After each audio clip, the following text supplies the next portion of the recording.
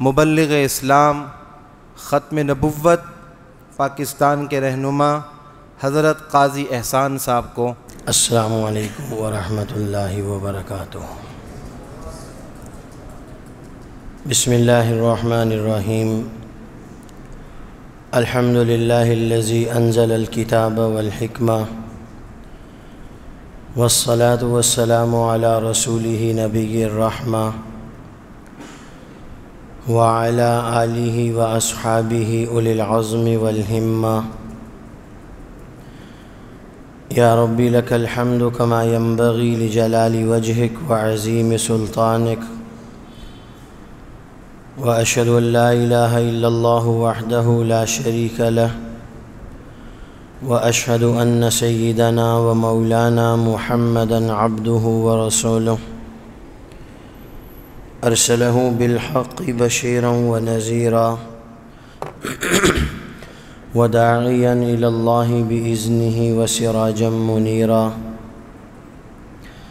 اللهم صل على سيدنا ومولانا محمد النبي الأمي وعلى آله وأصحابه وأهل بيته أجمعين إلى يوم الدين۔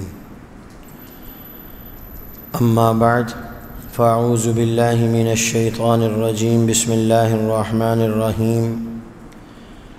من المؤمنين رجال صدقوا ما عاهدوا الله عليه، فمنهم من قضى نحبه ومنهم من ينتظر وما بدلوا تبديلا۔ صدق اللہ العظیم۔ لائق تکریم، واجب الاحترام حضرات علماء کرام، سامعین محترم، بزرگان ملت، برادران عزیز، تمام حضرات، آج کے پروگرام کے عنوان کی مناسبت سے جمع ہونے کی غرض و غائز سے واقف ہیں، اور حضرات بھی بیانات کے لیے تشریف فرما ہیں۔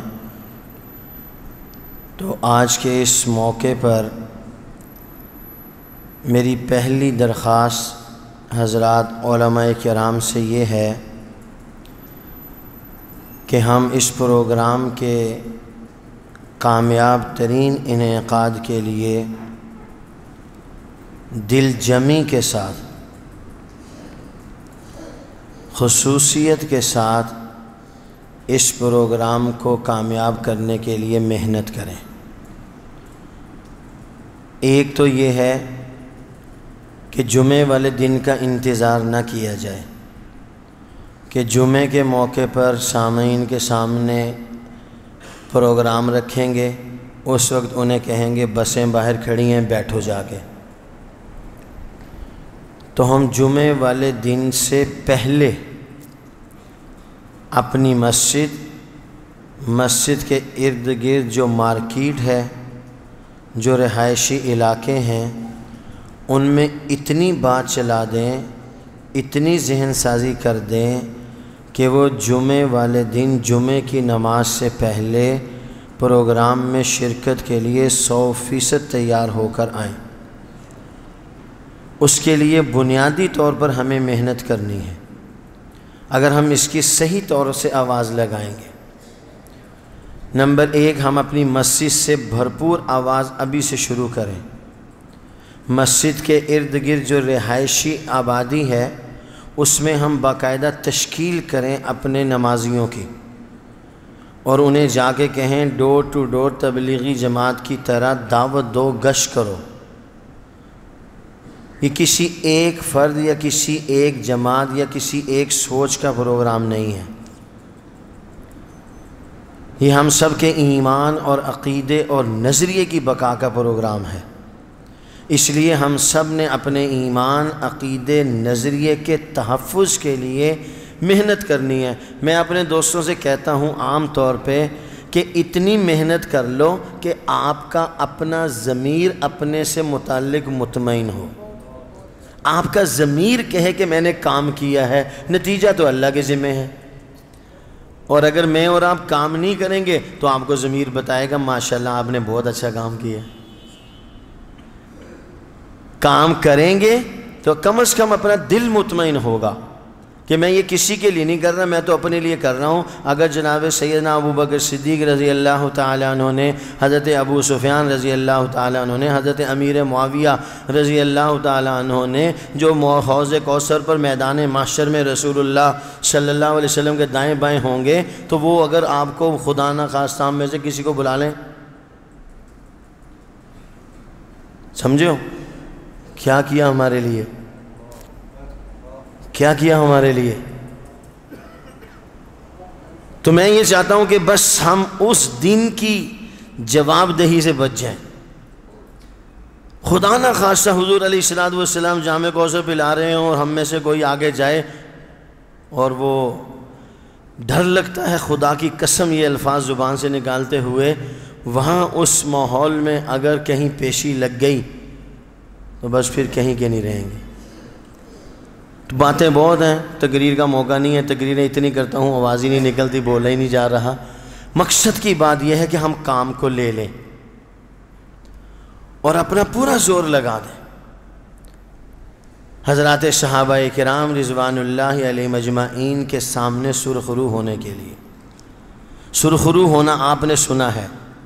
انگریز کے باغی مسلمان ایک کتاب ہے، اس میں لکھا ہوا ہے کہ جب بہادر شاہ ظفر کو گرفتار کیا، اس کے نوجوان بچوں کی گردنیں کاٹیں، تو اس انگریز افسر نے ان کٹی ہوئی گردنوں کو ایک تشتری میں رکھا، اس کے اوپر کپڑا ڈال دیا۔ بہادر شاہ ظفر قید خانے میں تھا، جیل میں تھا، تو اب وہ ٹرے اور تشتری اس کے سامنے لائی گئی۔ نہیں معلوم کہ اس کے اندر کیا ہے، لال و یاقوت کی انبار ہیں، جائیداد کے مربوں کے کاغذات ہیں، میرے ضمیر کو خریدنے کا سودا کرنے کی چیزیں ہیں، نہیں معلوم۔ تو جب وہ ٹرے اور تشتری بہادر شاہ ظفر کے سامنے کی اور اس کے اوپر سے یوں کپڑا ہٹایا، تو اس میں بہادر شاہ ظفر کے خاندان کے نوجوانوں کی اور اس کے بیٹوں کی کٹی ہوئی گردنیں رکھی ہوئی تھیں۔ وہ آنکھیں کھلی تھیں، وہ آنکھیں یوں بہادر شاہ ظفر کو دیکھ رہی تھی، بہادر شاہ ظفر کی آنکھیں اس کو دیکھ رہی تھیں۔ تو اس موقع پر بہادر شاہ ظفر نے انتہائی استقلال کے ساتھ اور جرت کے ساتھ اس انگریز کی آنکھوں میں آنکھیں ڈال کے ایک جملہ تاریخ کے اوراق پر نقل کیا، رقم کیا۔ بہادر شاہ ظفر نے کہنے لگے، فرما بردار اولاد جب ماں باپ کے سامنے آیا کرتی ہے تو یوں ہی سرخرو ہو کے آیا کرتی ہے، فرما بردار امتی جب دربار رسالت میں، دربار صدیق میں جائے تو سرخرو ہو کے جائے، وہ یہ کہیں یہ بندہ دو عالم سے خفا میرے لیے تھا۔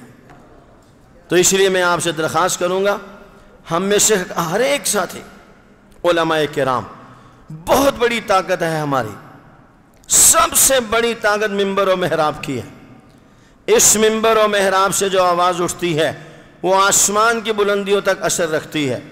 1974 کی تحریک ختم نبوت چلی، فتنہ قادیانیت کے خلاف آواز اٹھی، پورا ملک سراپا احتجاج تھا۔ اس میں صف اول کا جو کردار ادا کرنے والے تھے وہ علماء کرام تھے، جنہوں نے عوام الناس کی ذہن سازی کی، اور عوام الناس اس ذہن سازی کی بنا پر میدان عمل میں نکلے۔ 3 سے 4 مہینے تحریک چلی، بالآخر 7 ستمبر 1974 کو نیشنل اسمبلی آف پاکستان نے قادیانیوں کو غیر مسلم اقلیت قرار دے دیا۔ محنت ہوئی، کوشش ہوئی، قربانیاں لگتی ہیں، ہر چیز میں محنت کوشش ہوتی ہے، قربانیاں لگتی ہیں، یہ کوئی بڑی بات نہیں ہے۔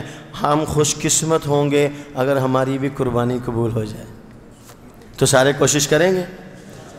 علماء کرام بھی کوشش فرمائیں، بھرپور کوشش کریں، اپنے آس پاس دائیں بائیں اسکول کالج یونیورسٹیاں ہیں، ہمارے مقتدیوں میں سے پروفیسر ہیں، یونیورسٹیوں میں پڑھانے والے اساتذہ ہیں، اسکولوں میں پڑھانے والے ہمارے اساتذہ ہمارے اپنے ہی مقتدی ہیں، ان کے ذریعے سے اسکول میں جائیں، اسکول والوں سے یہ بات کہیں کہ یہ ناموس رسالت، ناموس صحابہ ریلی ہے، تو اس میں آپ نے اپنے اسٹوڈنٹس کو بھیجنا ہے، کم از کم ہمارا پیغام ان تک پہنچے، جو دوری ہے وہ ختم ہو، دوری قربت میں تبدیل ہو۔ انشاءاللہ الرحمن ہم جب ہجرت کریں گے، جائیں گے، اللہ کی مدد اور اللہ کی نصرت ہمارا ساتھ دے گی۔ میں امید کروں گا آپ تمام عزیز طلبہ کرام سے اور اپنے حضرات اکابر علماء کرام سے کہ وہ اس سلسلے میں بھرپور سے بھرپور ہمارے ساتھ تعاون فرمائیں گے۔